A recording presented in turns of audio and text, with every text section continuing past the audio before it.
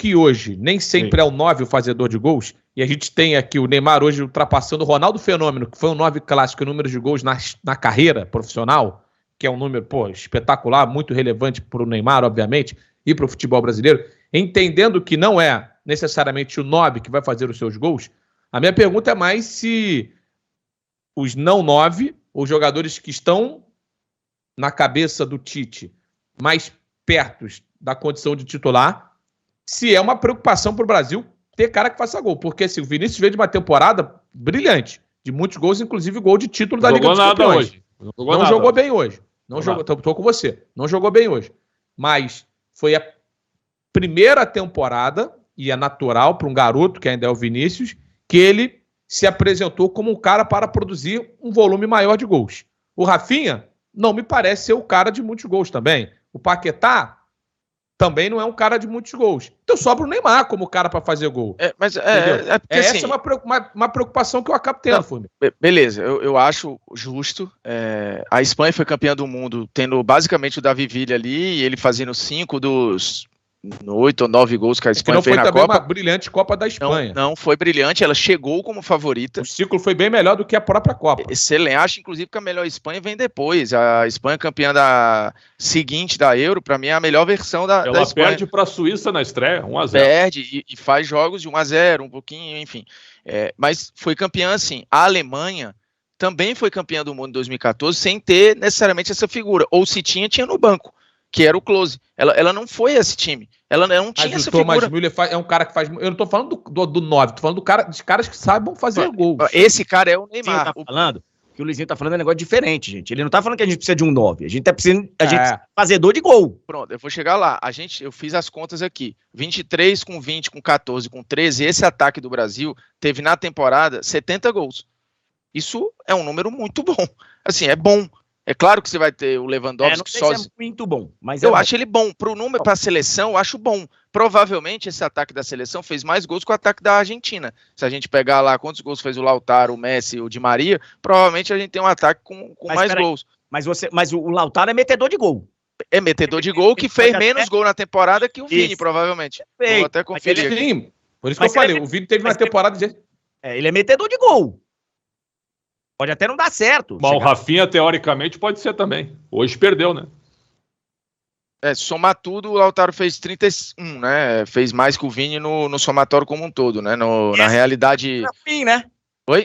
Fiz uma temporada ruim, uma temporada abaixo.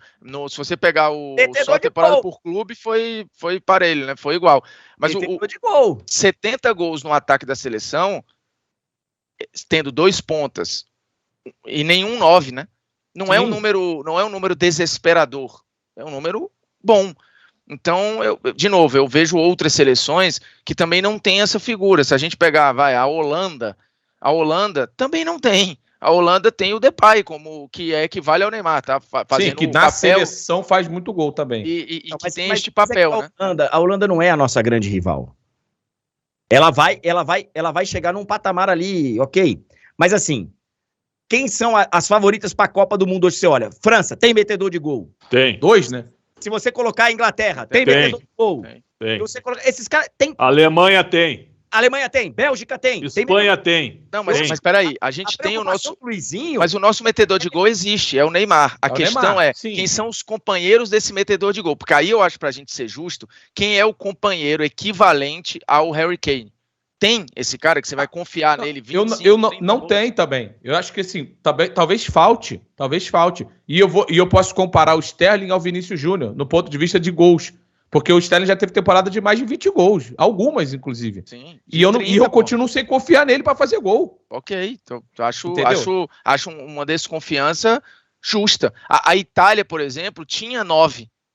Tem 2 até, né? E que não funcionaram na hora que precisou. É que eu acho que vai tudo da forma como a gente teve essa discussão a temporada inteira. E ok, esse time não ganhou a Champions, mas foi considerado favorito por um bom tempo, foi campeão da Premier League, que não tinha este cara, o Manchester City. Esse cara era o Mahrez. E nessa temporada, né? Porque na passada foi outro, na anterior foi outro, e foi outro, e foi outro.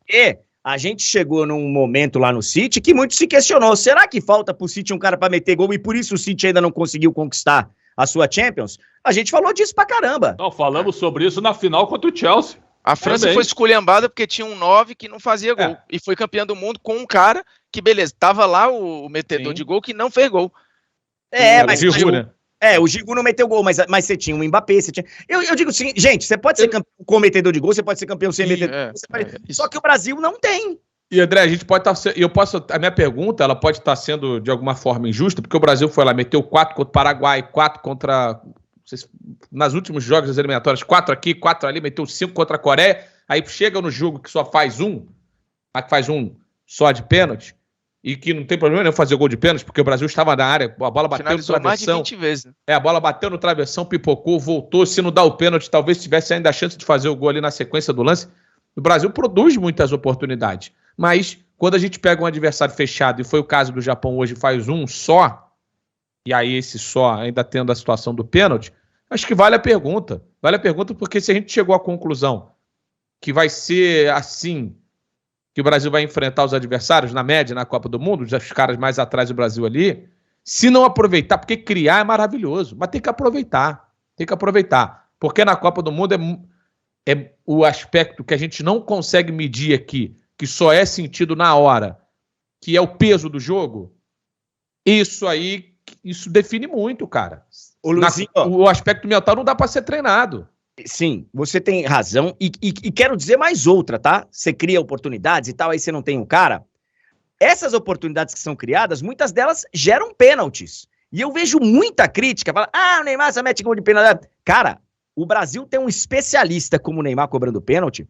Pode ser um diferencial para ser campeão do mundo. Tá? Porque... vira e mexe, a gente vê cara grande aí perdendo pênalti, seleção tendo chance de ser campeã perdendo pênalti. E o Neymar hoje, ele tá num nível de cobrança de pênalti. O Cristiano Ronaldo ajudou muito o Real Madrid a ser campeão com gol de pênalti. Tu tem razão numa coisa, viu? E outra, Pretzel, só pra encerrar, o exemplo vivo tá aí no final de semana. O São Paulo... Não, o Pedro perfeito. Também, mas é que o especialista não tava em campo, né? Sim, isso. O São Pedro Paulo também é, né? Sim, o São Paulo tinha um especialista em campo, que bateu o primeiro pênalti, meteu no ângulo, aí não, deu porque não é especialista e perdeu a chance de ganhar 3 pontos. E eu volto a dizer que até a gente, só vou lembrar disso porque a gente falou da Espanha aqui, na Espanha de 2010. Tivesse o Paraguai, o batedor de pênalti que mandou pra fora, que perdeu o pênalti, a Espanha não tinha sido campeão do mundo, não. Não tinha, porque tinha tempo ainda pra a Espanha ganha da Suíça, se não me engano, tinha 1-0 de pênalti, não é? É porque pênalti a gente só valoriza quando perde, é igual lance livre. A todo mundo acha que é mole, até um bater no aro e perder um título de NBA por causa disso. Até hoje, o Zico tem a carreira injustamente marcada e manchada por alguns, ou diminuída por alguns, por um pênalti perdido em 86, diante de uma França fortíssima, diga-se passagem, não era um time qualquer, era um time que teve ciclo de título europeu, que tinha Platini, que tinha um monte de gente, e que nos pênaltis também teve mais gente que perdeu e que é esquecida na história, né? O Júlio César, Sócrates, e as pessoas esquecem. Então, assim, pênalti, você só dá valor quando o cara perde. Então, o Messi perdeu um pênalti em final de Copa América, poderia ter mudado tudo na carreira do Messi no ciclo daquela Argentina. E o Neymar não é um perdedor de pênalti. Pelo contrário, o aproveitamento é absurdo. E esteticamente, dos batedores, do pênalti mais legal, né, que tem, porque você quebra o goleiro de um nível, cara. Só para lembrar o que o André falou, essa seleção do Tite tem toda hora 4, 5 jogadores dentro da área. Isso para mim é importantíssimo, isso aí. O que o Brasil tá tocando a bola dentro da área adversária, certo? E com habilidade com talento para você encontrar, um driblezinho no espaço curto. Sim. Isso para mim é fundamental. O Brasil não tinha isso no ciclo passado.